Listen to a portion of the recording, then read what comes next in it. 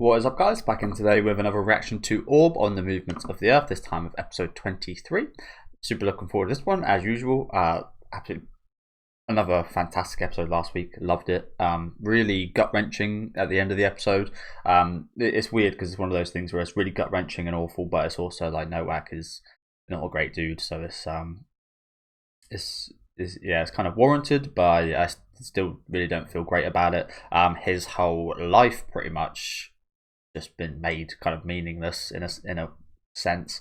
The fact that this was all, I wouldn't say it was a misconception, but all of his hate, all of the kind of prejudice, I guess, towards heretics, but especially people that did follow heliocentrism. I'm still butchering that word, so apologies. That was all just founded upon one person's kind of thought processes. Oh, because of certain things that must be against the kind of word of God, and because that one person thought that way, that made Noak kind of believe that was the case in his journey, and now that's all been kind of disproven per se. It's made his whole journey almost kind of worthless. His whole ordeal with his daughter, it's just really kind of leaves a hole in your stomach. That whole segment last week. But rest in peace to Schmidt as well. Laid down his life at the start of the episode along with a bunch of the heretic liberation guys. But looking forward to seeing us continue where we left off last week. Let me know what you guys thought about this one though down in the comments. Leave a like on the video if you guys did like, and subscribe to the channel if you do want to keep up to date. No idea how Noah's going to react. He could go crazy. He could just become a husk, honestly. That's kind of what I'm expecting. I'm expecting him to just sit here.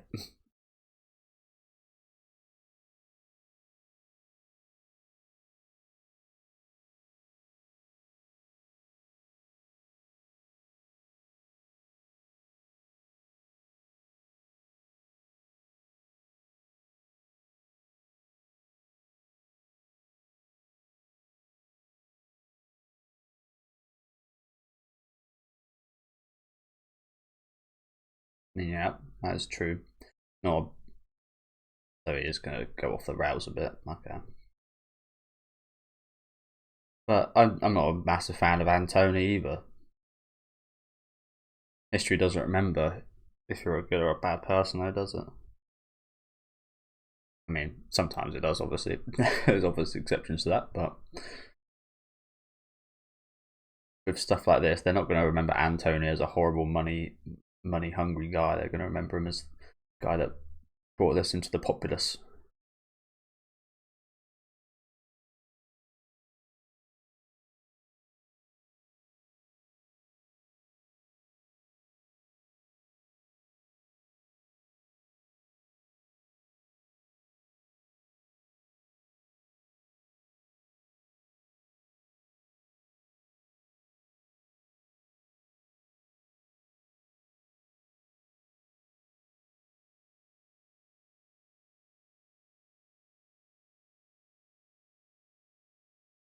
Could. And he's got a good point here. Obviously, we're up to date with that stuff. A scary place.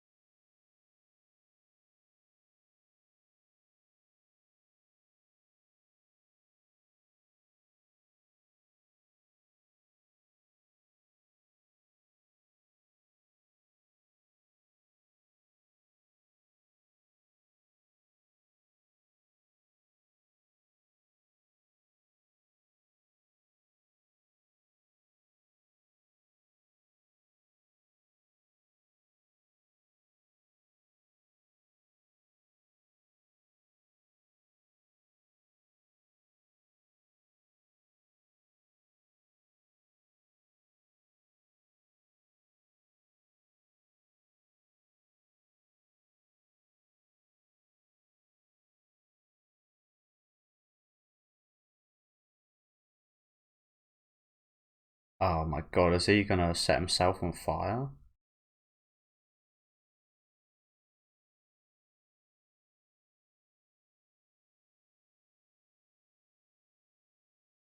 Oh my god, he already planned this? Well, it makes sense he would. He would spend his whole life fucking dealing with all this shit just to not plan for this, I guess.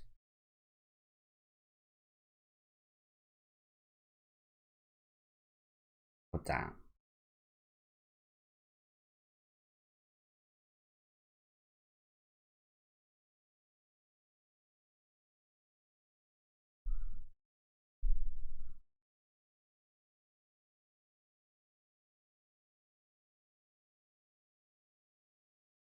I'm not too mad about that.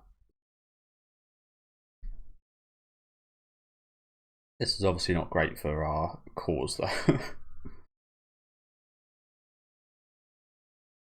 I don't really give a fuck about Bishop Antony.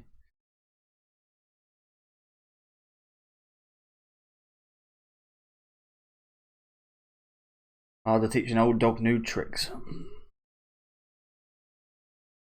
not sure anyone could change his mind, to be honest with you.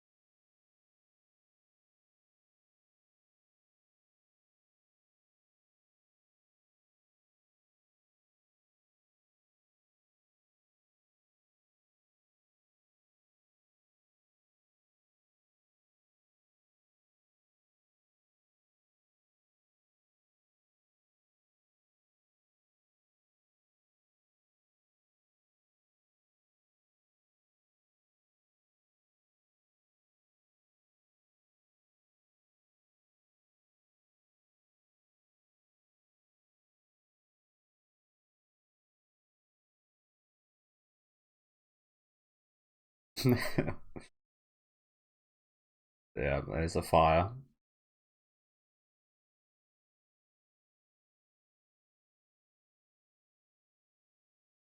Come on, Draco. He's only an old man.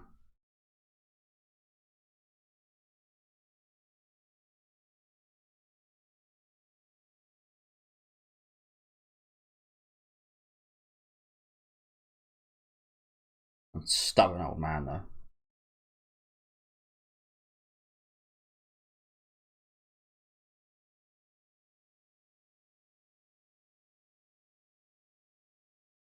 But I said earlier about him setting himself on fire. Clearly, that's not what he done. But I don't know why. That just feels like a way that he should die, to be burnt alive. Not sure why I think that, but oh shit! Oh fuck! Look at this. Yeah, I don't know why.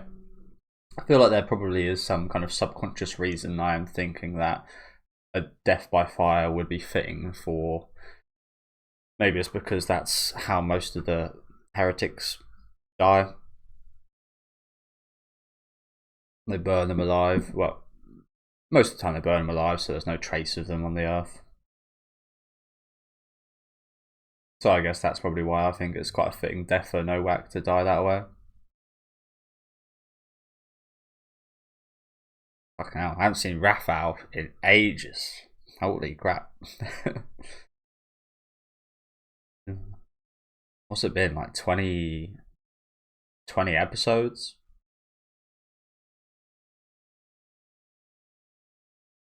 Again, did you do?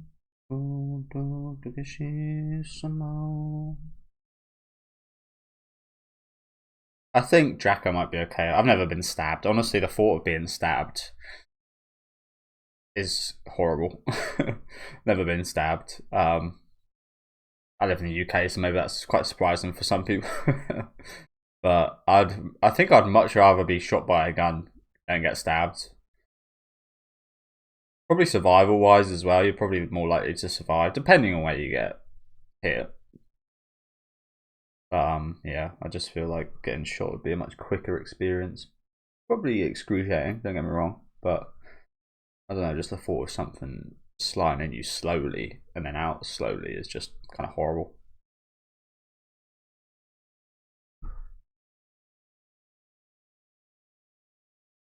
Yeah, this is one of those things that just happens before you die, isn't it? Those visions type things.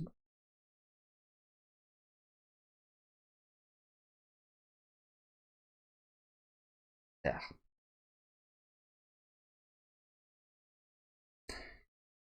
Not sure if it's the fire, but he's looking a bit more colourful as well, Raphael.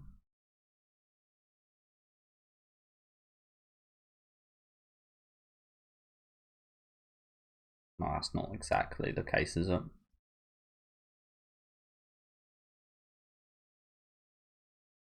You could argue it's actually your.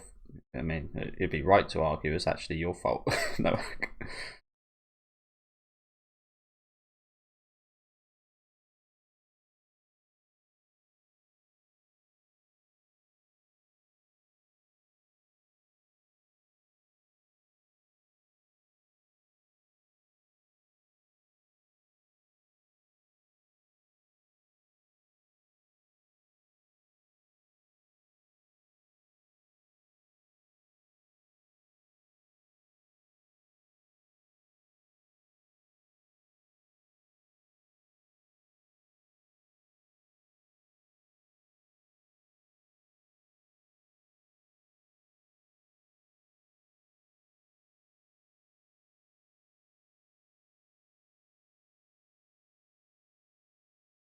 Well, that's the thing I think about in this.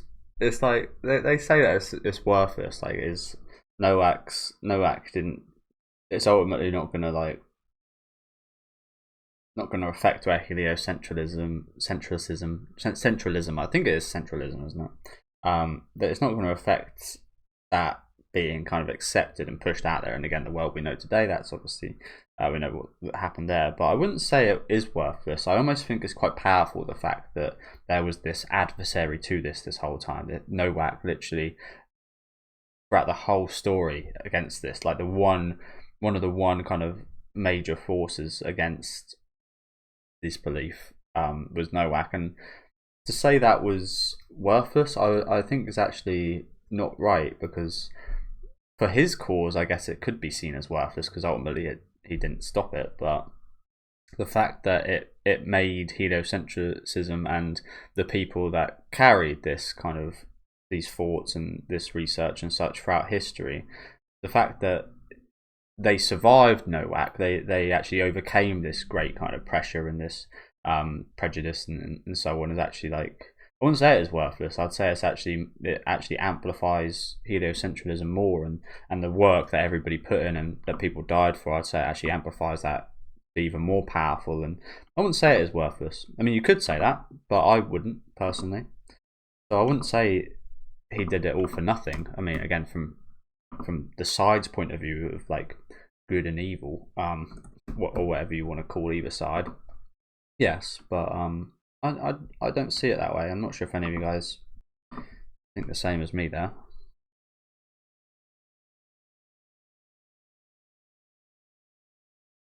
You actually proved how strong. Like, you actually almost helped in a way, in going against us. You actually kind of helped in a weird way. I don't know.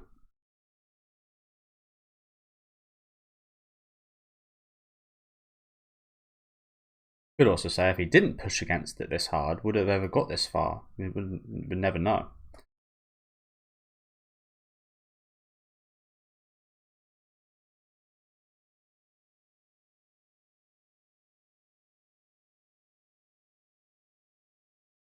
As I said, if you're the good and bad side of people, like, but life isn't as simple as evil and good. It's not black and white like that, is it? He believes what he was doing was right, so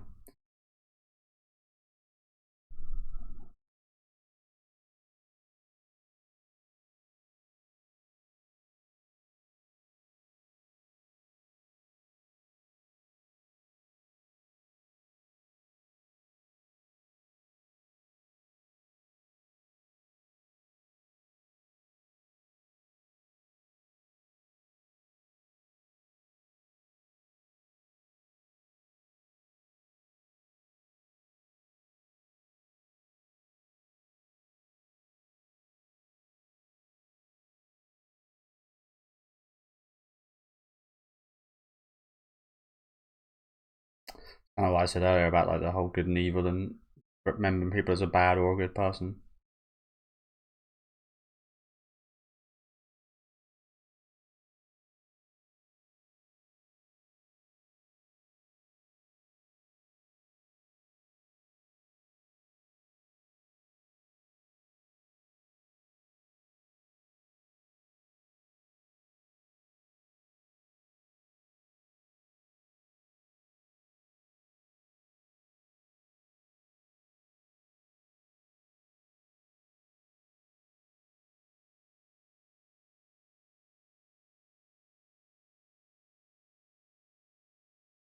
Exactly. And Novak was a part of that, whether he was evil or good. He helped build this.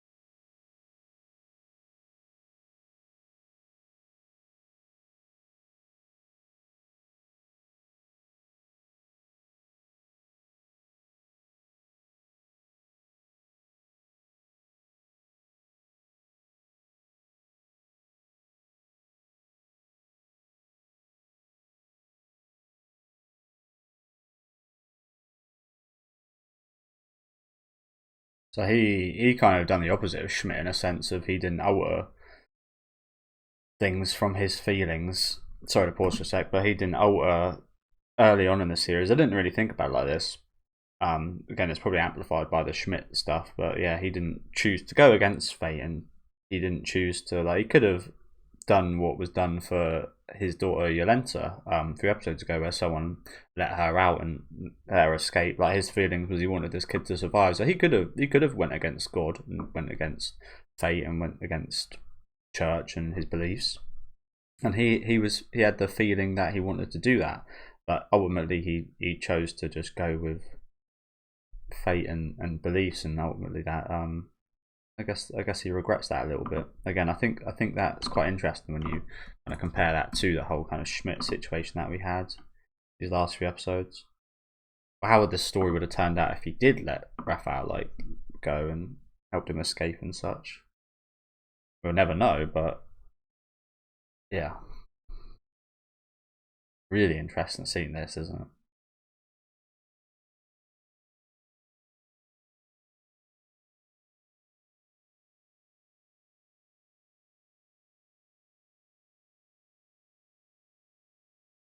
You know things.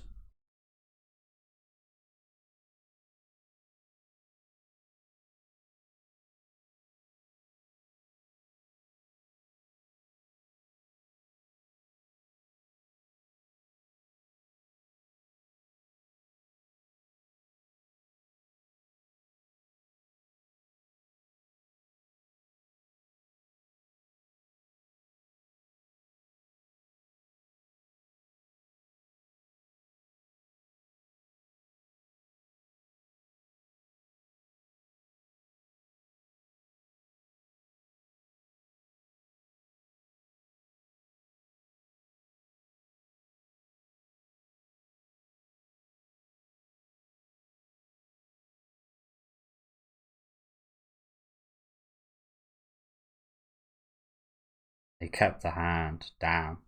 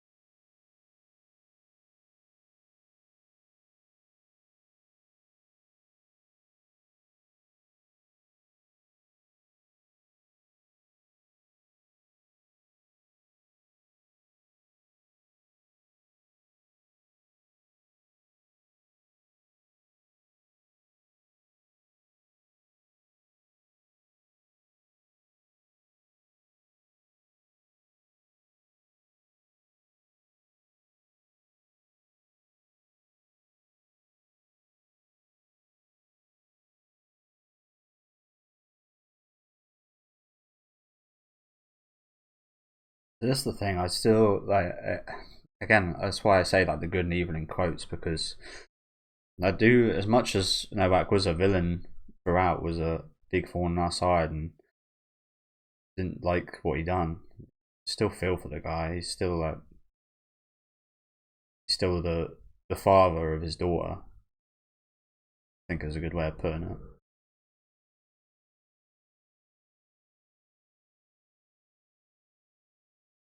But damn, that's a fucking scene and a half there, wasn't it? Holy crap.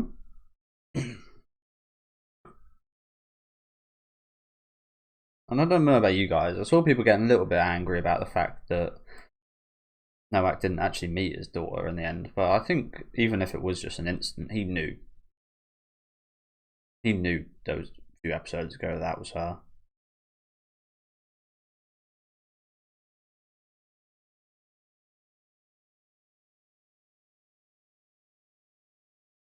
Obviously, that's obviously why he kept the hand. Why would you keep that otherwise?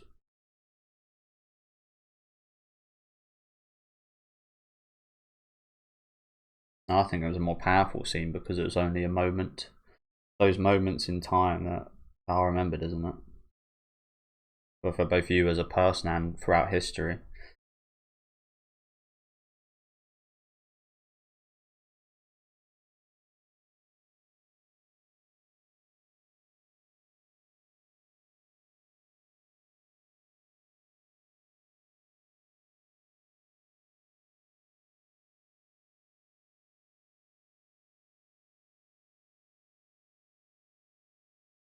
That's the sunrise, sorry, that she hates so much.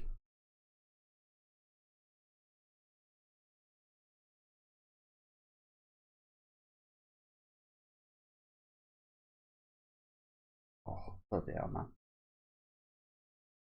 Like, no whack, bro. Yeah, you told me at the start of the series I'd be feeling emotional for no whack. I'll tell you to piss off.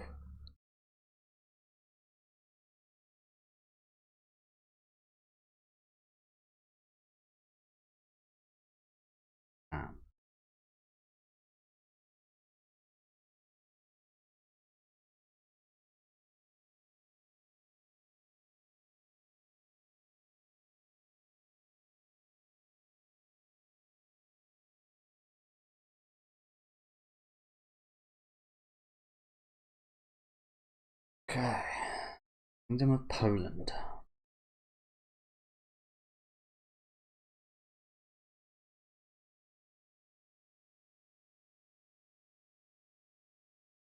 Well, I take it that unfortunately Draka is dead as well now.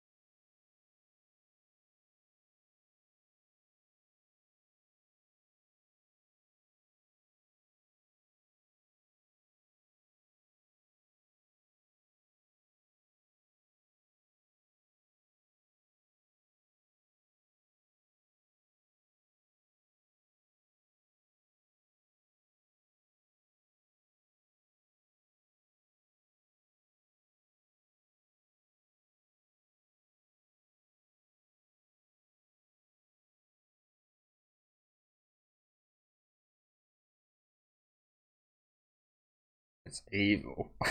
Okay.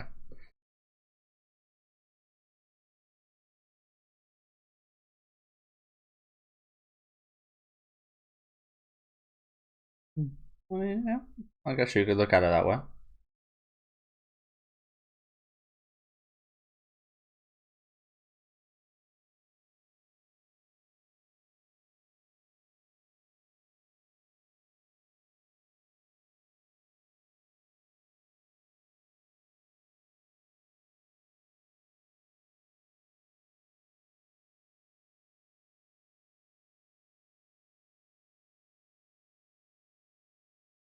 Stro what? I think we've seen one of those before.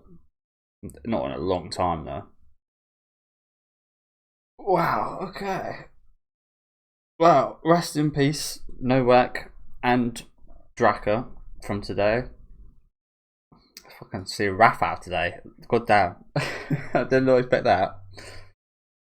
Although poetically, I think that I think that is quite poetic that he would see him at the end of things.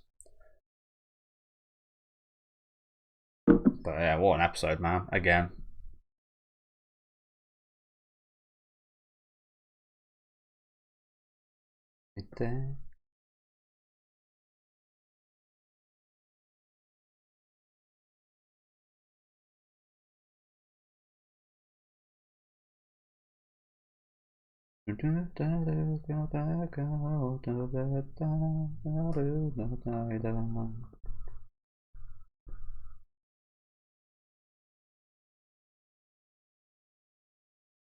As the pigeon, Tracker's pigeon.